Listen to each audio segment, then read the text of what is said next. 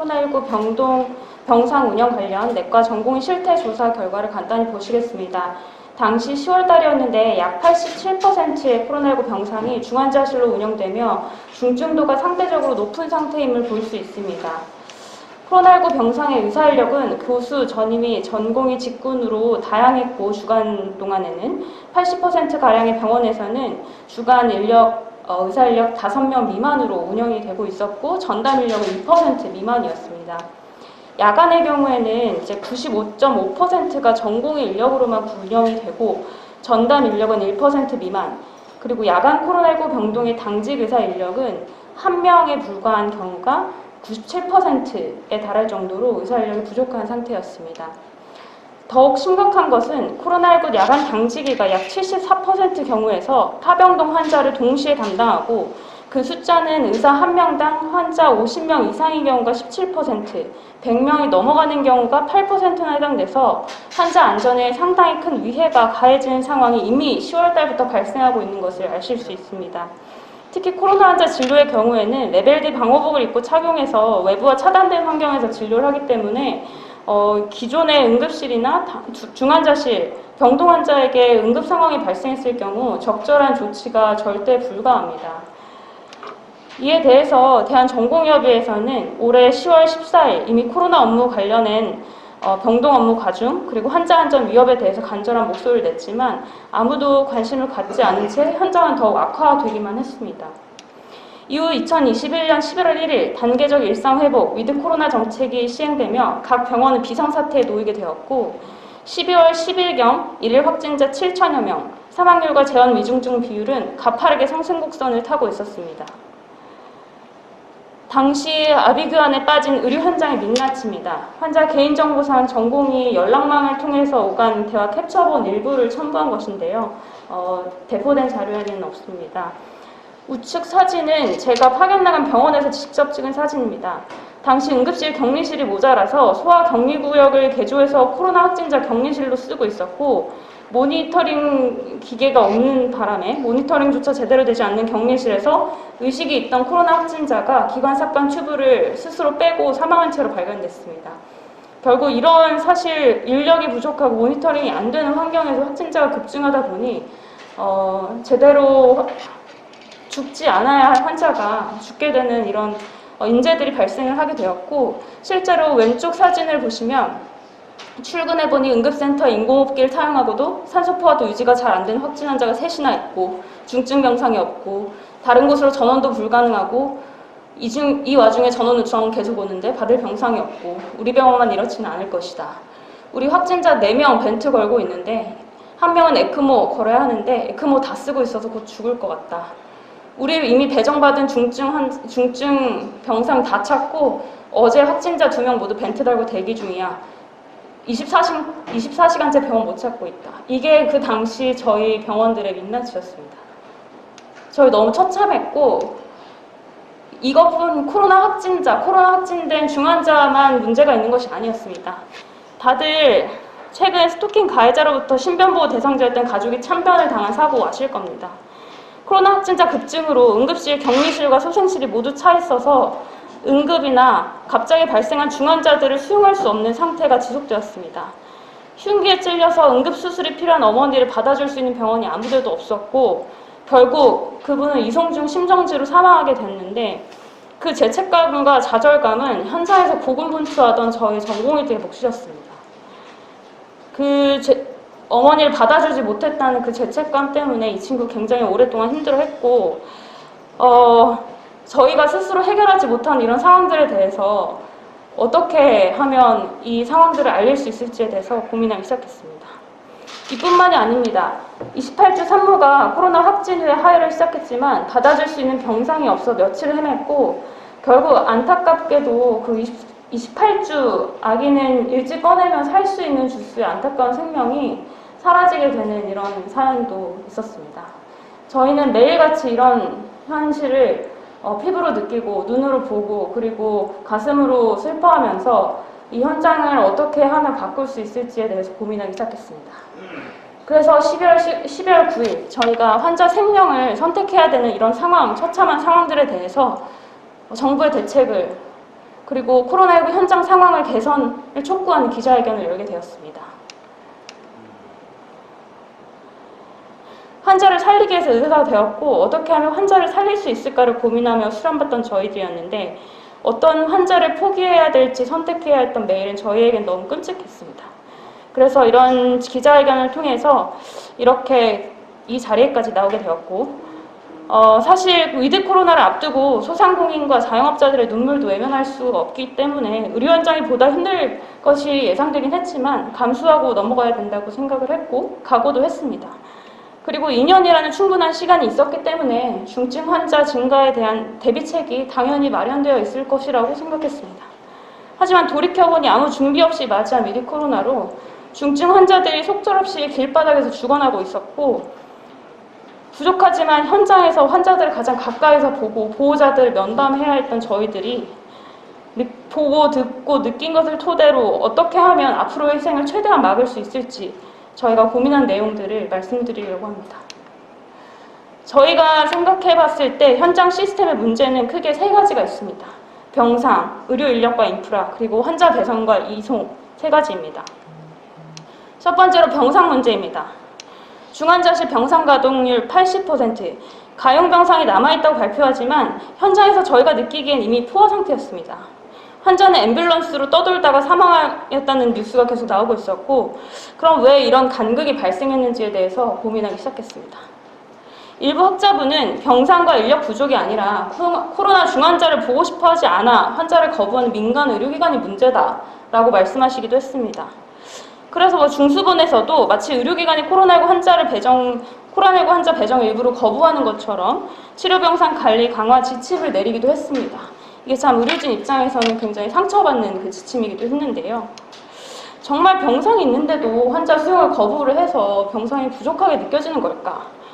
하지만 현장의 의료진은 모두 아니라고 입을 모아 대답합니다. 원인을 고민을 해봤습니다. 첫째, 제가 살펴보니까 중앙의 병상 계측 시스템과 현장에 오차가 발생합니다.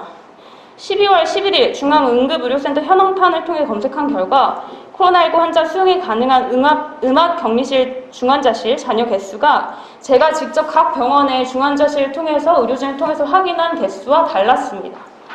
이게 실시간으로 발생하는 중환과 배정 그리고 이송을 반영하기에는 일관적인 계측을 통해서 그걸 토대로 이제 계산하는 병상 가동률이 신뢰하기 어려운 것으로 보입니다. 이 외에도 소독과 방역 혹은 다음 환자 대기 등으로 이제 이미 차 있는 것처럼 여겨져야 하는 병상 또한 이제 가동 가능한 병상으로 포함되기 때문에 여기서 오차가 생길 수밖에 없습니다. 결국 중증 병상은 이미 다 차서 부족하다는 결론에 도달합니다. 둘째, 이 부분이 현장에서 되게 큰 문제로 다가오고 아마 응급의학회 회장님께서도 말씀해 주실 것 같긴 한데요.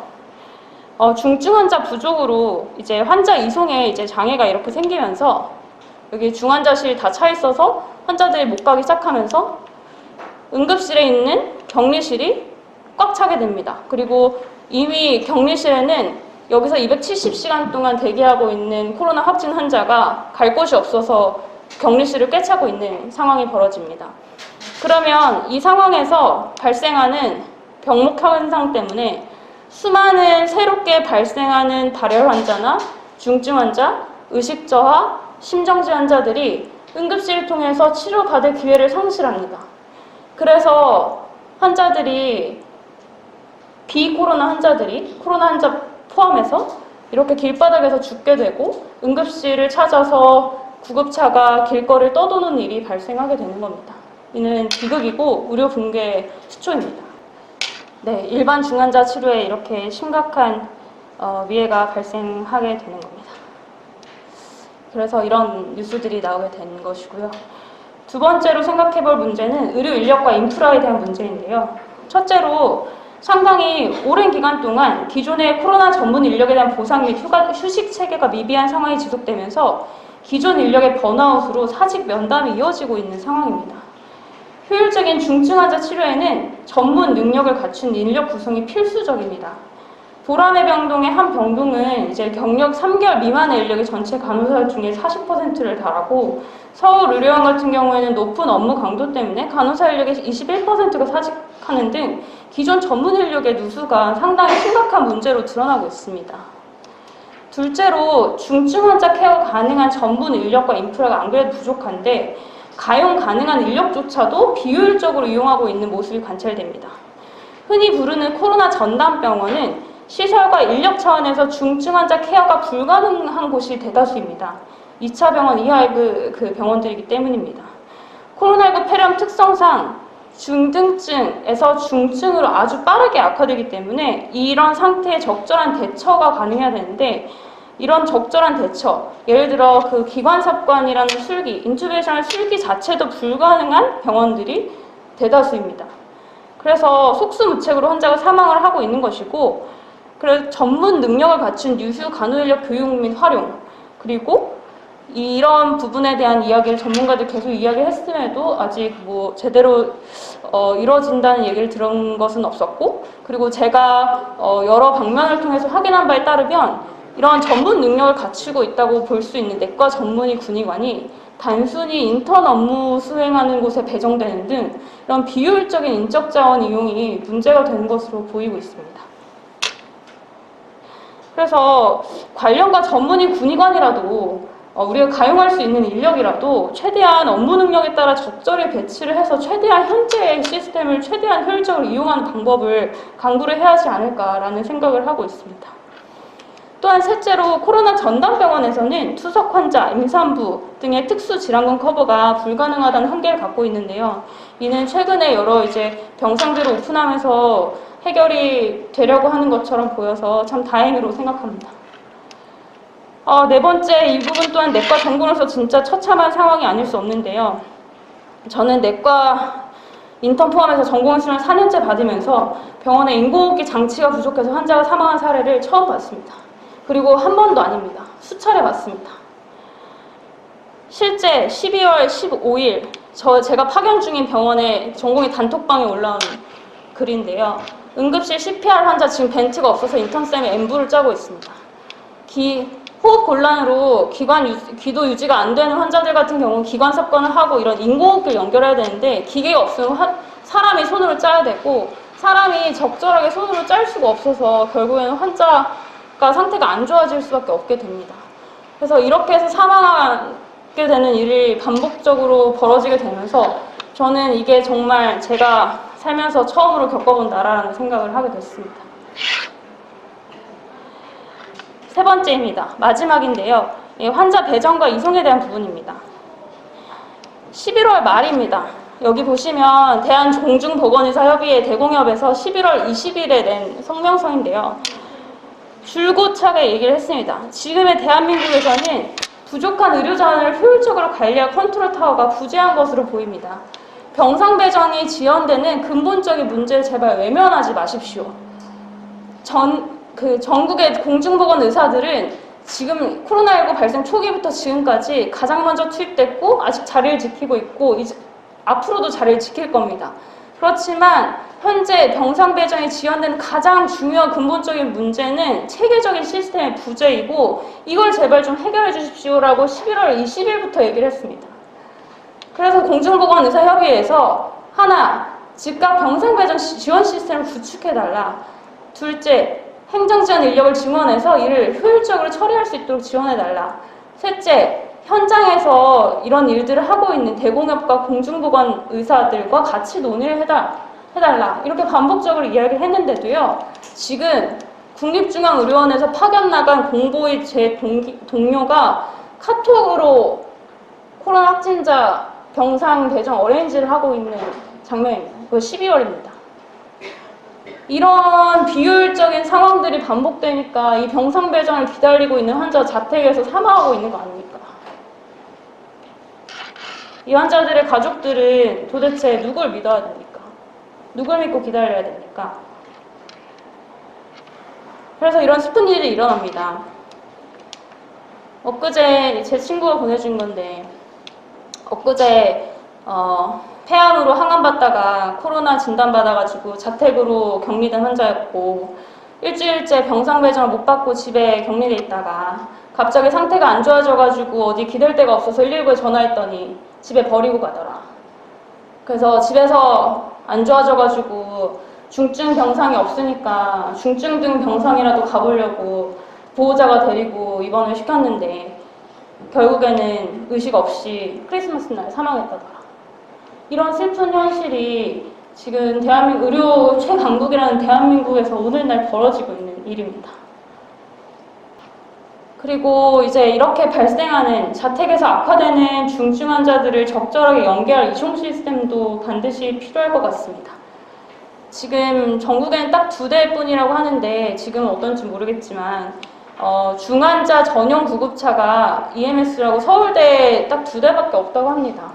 사실 중환자를 이송을 하려면 상당히 큰 부담이 되고 그 중환자 케어가 차 안에서 가능한 그 이송팀이 있어야 되는데 이런 이송팀이 있지 않으면 사실 중환자 이송을 하기가 굉장히 어렵고 결국엔 그 환자가 그냥 사망하기까지 지켜보는 수밖에 없습니다. 그래서 이런 그 부수적인 여러 이제 디테일한 부분들을 현장과 잘 논의를 해서 보완을 하는 것이 반드시 필요하지 않을까 생각을 합니다. 그리고 이런 과정에는 반드시 아까 자장님께서 말씀해 주신 것처럼 현장과의 논의가 필수적인 것으로 생각이 들고요. 그리고 현장의 전문가의 의견을 많이 들어주시고 현장의 환자들이 어떤 상황에 놓여 있는지를 많이 관찰해 주시면 감사하겠습니다.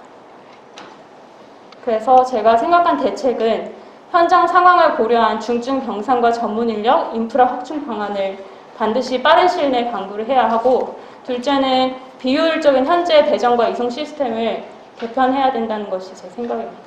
감사합니다.